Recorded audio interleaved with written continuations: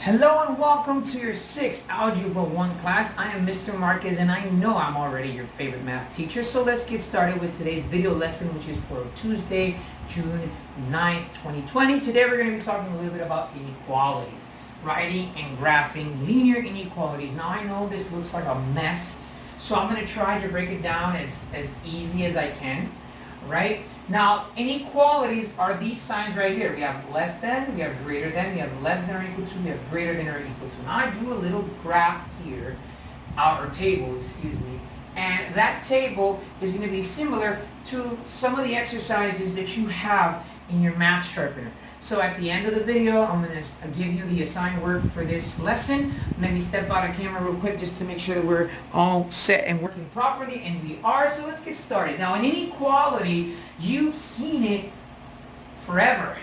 It's just that you don't know that you've seen it. Maybe when you were in elementary school in 2nd, 3rd, 4th grade, and your teacher would ask you to compare, and he or she would say, which number is greater, 1 or 2? And you would say, well, 2 is greater. And this is an inequality. Now that you're in algebra and the terminology is a little bit more advanced when we compare it to 2nd, 3rd, or 4th grade math, we call them inequalities. Now, an inequality is no more than a mathematical sentence. And just like you would read any other sentence, you would read it from left to right. And this is what I mean. If I were going to read this and write this into words, I would say 1 is less than 2. And guess what? That is the symbol that we have right here, less than. So whenever you see this symbol, it means less than. And I know that that can sound kind of confusing and a little crazy, but it's not. I'm pretty sure you might remember your teacher saying, well, the mouth or the alligator or the Pac-Man, that's how old I am, is going to eat the larger number of the 2. And you would always face the inequality towards the larger number. Now, we have something similar here. Here we have x, and we have this symbol, and we have 5. Now, remember that when we have a variable is just a number whose value I don't know yet, okay? So we're just going to say x for the time being, and then we're going to see how I would graph, because here in the table you have to write them in words, and then you have to graph them, and a lot of people are thinking to themselves, well, how do I graph that? But one step at a time, okay? So I know that x, and I already know that this symbol is what? Less than. So in words, I would say here x is less than 5. Now, x is less than 5. Now, as you all remember, a variable is just a number whose value I don't know yet. So it's saying that x is less than 5, and what that means is that this number right here is going to be any number smaller than 5 without including 5. Now let me show you a more graphical example. First, let me write this here. So you're going to have a table similar to this in your summer sharpener, and it's going to say words and it's going to say graph. So the first thing we're going to do is write the words here. So we're literally just going to write here, x is less than 5. Okay? X is less than 5. And that's it for the writing the words part. But how do you graph that, or what does that mean? Well, let me give you a visual example. It's saying that x is less than 5. That means that x is going to be any number smaller than 5 in order for this to be true. So if I say 4 is less than 5, is that true? Yes, it's true. If I said 6 is less than 5, is this true? No, it's not. See what I mean when I say that x is any number smaller than 5? If I say 5 is less than 5, is this true? No, it's not, because 5 is not less than 5. 5 is equal to 5. So how do I put that in a graph? Okay, first of all, when you put it in a graph, guys, you have to think of your number line. Remember that there's a 0 and that all the numbers to the right are positive and all the numbers to the left are negative, and I have negative 1, -2, and so on and so forth, right? I don't have enough space, so I'm not going to be able to do the whole thing. Now, if I want to graph that, that means that x is going to be any number smaller than 5. So is 4 smaller than 5? Yes. So that means that I'm going to start here. And when I graph, I just mean I'm going to draw a little arrow. Now, whenever we have less than, we call it an open point. And the reason we call it an open point is because 5 is not included, right? 5 is not included because 5 is not less than 5. So we simply draw like a little point with an open circle. And that open circle just means that the answer is going to be any number from 4 to -infinity, because I really don't know what number is the last number of the number line. So I say from 4 to -infinity. So resuming or summarizing, if I have this inequality, first of all, I read an inequality from left to right. I'm going to step out of camera before I continue. Okay, so I'm always going to read an inequality from left to right. Okay, so 1 is less than 2. If I look at this, that means x is less than 5.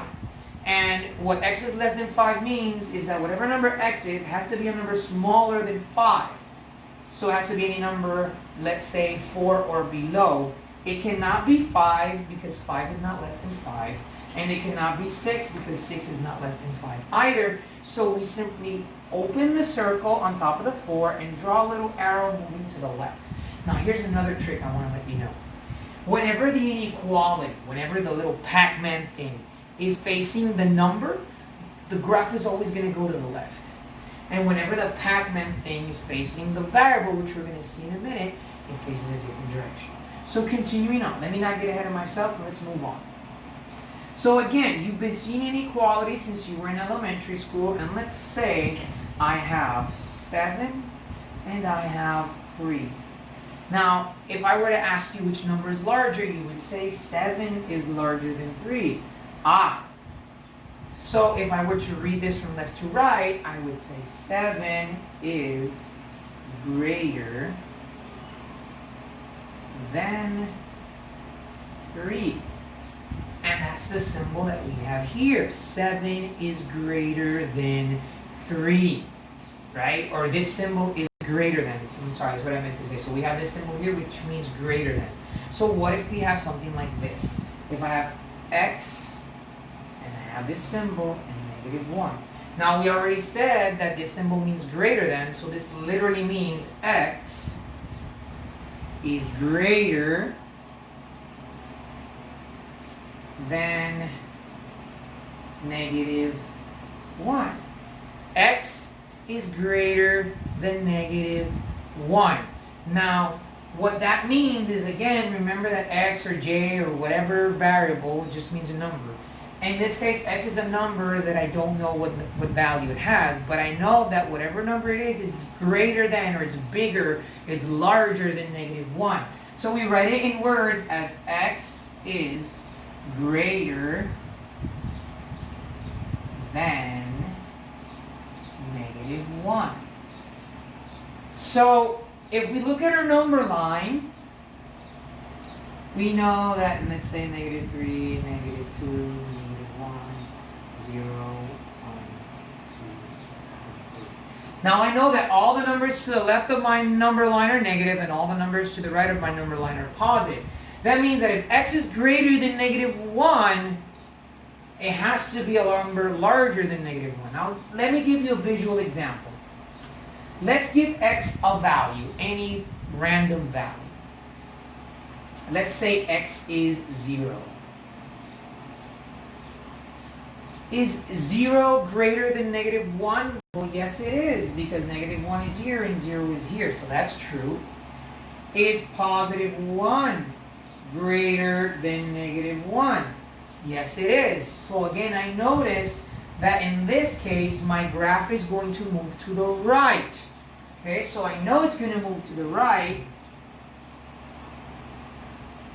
to +infinity because 0 is greater than -1 and 1 is greater than -1, and all those numbers are to the right. So I know that. But what if I asked you the following? What if I asked, is negative 1 greater than negative 1? Is negative 1 greater than negative 1? Of course not, because they're the same number. So is negative 1 included? No, it isn't. So just like we have here, in negative 1, we have an open circle. And that open circle means that negative 1 is not included because negative 1 is not greater than negative 1. 0 is greater than negative 1, and 1 is greater than negative 1. So basically, it moves to the right. Here's my next tip. Whenever you have an inequality and it's facing the variable, the graph is going to move to the right. Whenever you have an inequality and it's facing the number, the graph is going to move to the left. Okay? Now let's look at the other two symbols that we have here. We have less than or equal to and greater than or equal to. Now how do we work with less than or equal to, and how do we work with greater than or equal to? Similar to what we did. Now let's look at this one. It says x is less than or equal to 1/2. Okay? So if we look and we read our sentence from left to right, it says that x is a number that I don't know, but whatever number x is going to be a number that is smaller than or equal to 1/2. That's all it means. So in words, we write x is less than or equal to 1/2. Okay? X is less than or equal to 1/2. And that's exactly what I'm going to write here.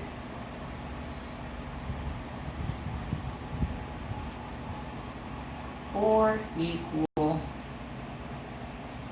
to 1/2. Now what equal to means is that 1/2 is part of my solution. So let's give you a visual example. Let's give x a value. Let's say x is 0. So what if I asked you 0 is less than or equal to 1/2? Is 0 smaller than 1/2? Or if you have any trouble answering that, just draw a number line. 0, positive 1, positive 2. Positive 1/2 is between 0 and 1. So positive 1/2 is between 0 and 1.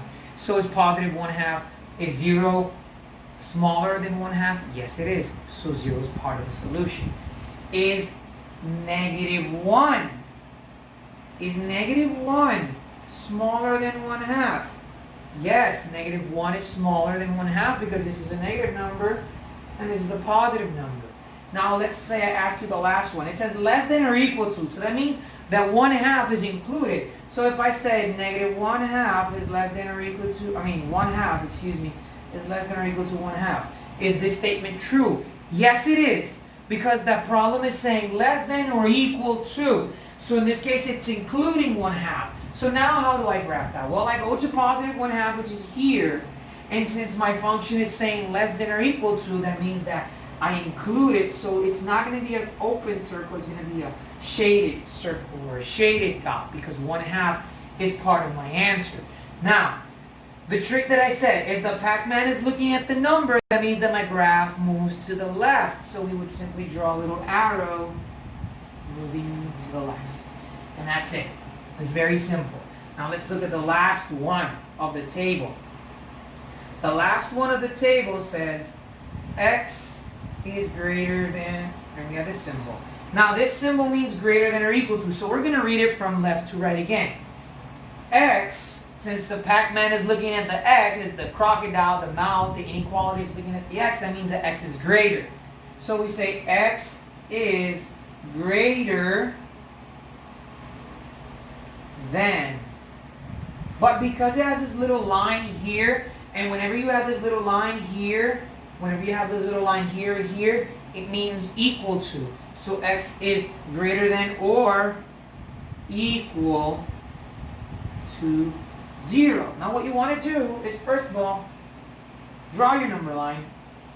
It'll help. And we have 1 and 2 and 3 and so on and so forth. So always draw the number line.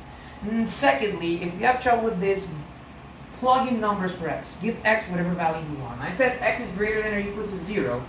And let me write that here. X is greater than or equal to 0.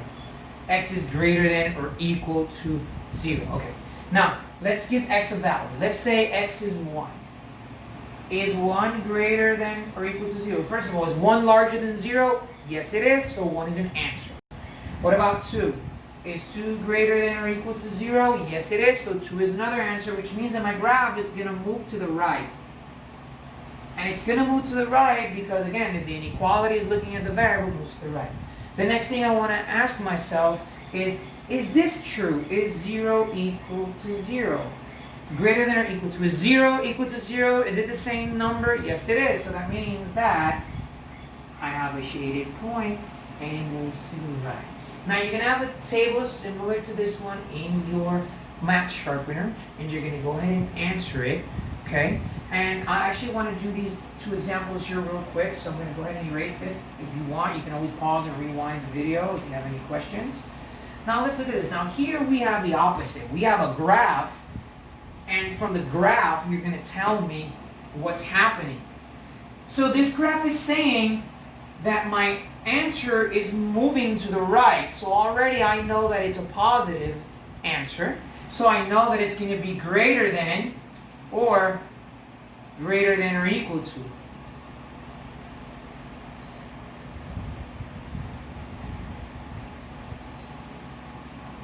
Let me rewrite this because I erased it and didn't realize it.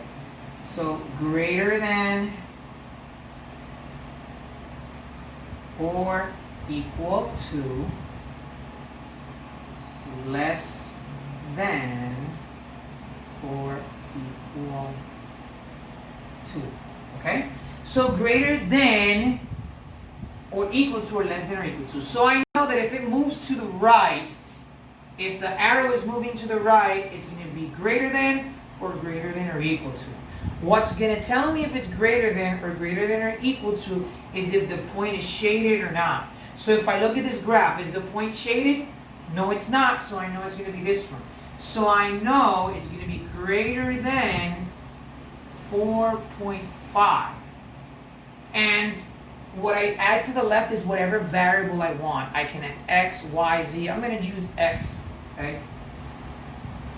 So what this is telling me right here, first of all, if it's moving to the right, it's greater than. Secondly, if the point is not shaded, I know that it's going to be this one that says greater than and not this one. Because this one means that the 4.5 will be included, this one does not. So I simply say x is greater than 4.5. Now what if I have this one right here to the left? First of all, if the arrow is moving to the left, I know it's going to be either less than or equal to. What's going to determine if it's less than or equal to or less than is the point. Is this point shaded? In this case, this point is shaded, so it's less than or equal to, and I know that it's going to move to the left, so I'm going to say less than or equal to -3. And here I just put whatever variable I want. I'm going to go ahead and write M for Marquez, but if you want to choose any other letter, you can. Okay? So that's it. When you have a graph, if the arrow is moving to the right, I know it's going to be greater than or equal to. If it moves to the right and it's not shaded, it's greater than, so in this case it's greater than 4.5, and then I just add the x.